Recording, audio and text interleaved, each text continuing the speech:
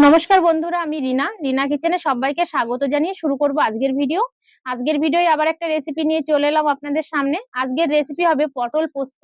প্রথম থেকে শেষ পর্যন্ত এই রেসিপিটা দেখবেন, আশা করছি ভালো লাগবে। আর এই পটল পোস্তর জন্য আমি কি কি নিয়েছি প্রথমে একবার আপনাদেরকে দেখিয়ে দিচ্ছি, প্রথমেই আপনারা একবার দেখে নিন। পটল পোস্তর জন্য এখানে নিয়েছি পটল, একদম ফ্রেশ পটল নিয়েছি, কেটে ধুয়ে পরিষ্কার করে নিয়েছি। পটল পোস্তর জন্য এখানে কিছু মশলা আগে থাকতেই বেটে নিয়েছি। এখানে আছে কাঁচা লঙ্কা বাটা, আছে পোস্ত বাটা, আছে কালো সর্ষে বাটা, আছে আদা, হলুদ আর লবণ। আর এখানে নিয়ে নিয়েছি ফোড়নের জন্য দুটো শুকনো লঙ্কা, গোটা জিরে আর তেজপাতা। উনান ধরিয়ে নিয়েছি, কড়াই বসিয়ে দিচ্ছি উনানে। কড়াই গরম হয়ে গেছে, কড়াই দিয়ে দিচ্ছি পরিমাণ মতো সর্ষের তেল। তেল গরম হয়ে গেছে, এবার পটলগুলো আমি ভেজে নেব। আর পটলগুলো কিন্তু মাঝখান থেকে সরু সরু করে এই যে লম্বা করে করে চিড়ে নিয়েছি, এইভাবে কিন্তু চিড়ে নিতে হবে, নাহলে কিন্তু পটলের মধ্যে কোনো মশলা যাবে না, খেতেও ভালো লাগবে না। এই যে দেখেন কিভাবে চিড়ে চিড়ে নিয়েছি। এবার আমি পটলগুলো ভেজে নিচ্ছি, দিয়ে দিচ্ছি তেলের মধ্যে পটল।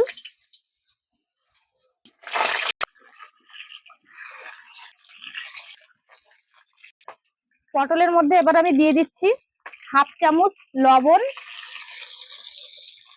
আর হাফ চামচ হলুদ গুঁড়ো। পটলের সঙ্গে এবার মিশিয়ে নেবো হলুদ আর লবণ। হলুদ লবণ পটলের সঙ্গে খুব ভালো করে মিশিয়ে নিয়েছি। এবার পটলগুলো আমি লালচে করে ভেজে নেব। পটলগুলো লালচে করে ভেজে নিয়েছি, এবার আমি পটলগুলো তুলে নিচ্ছি।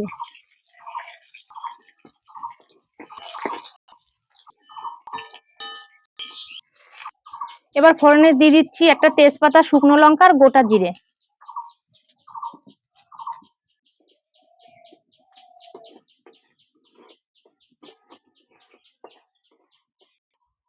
ফোড়নটা হালকা করে ভেজে নিয়েছি, এবার আমি দিয়ে দিচ্ছি ফোড়নের মধ্যে আদা বাটা আর দিয়ে দিচ্ছি কাঁচা লঙ্কা বাটা। কাঁচা লঙ্কার আদাটা একটু কষিয়ে নেব। আদা লঙ্কা আর কাঁচাটা কিছুক্ষণ কষিয়ে নিয়েছি, এবার দিয়ে দিচ্ছি পোস্ত বাটা।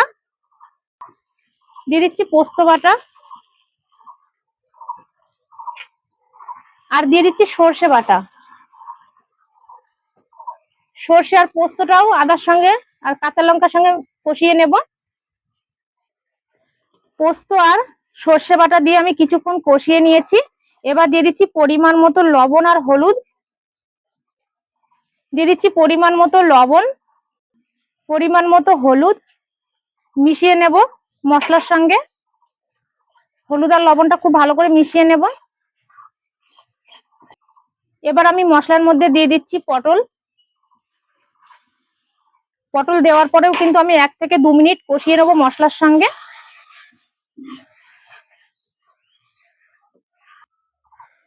পটলগুলো দেওয়ার পরে মশলার সঙ্গে আমি 2 মিনিট মতো পটল কষিয়ে নিয়েছি, আর মশলাটা কিন্তু খুব ভালোভাবে কষানো হয়ে গেছে। এবার আমি দিয়ে দিচ্ছি পরিমাণ মতো জল।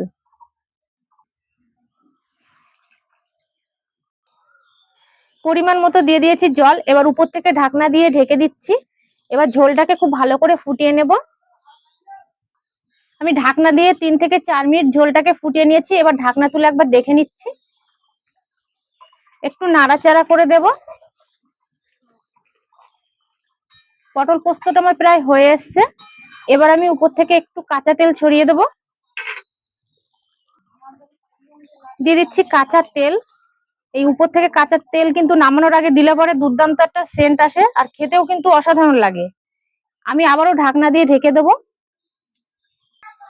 আবারও ঢাকনা তুলে দেখে নিচ্ছি, নাড়াচাড়া করে দেব। পটল পোস্ত আমার হয়ে গেছে, এবার আমি নামিয়ে নেব।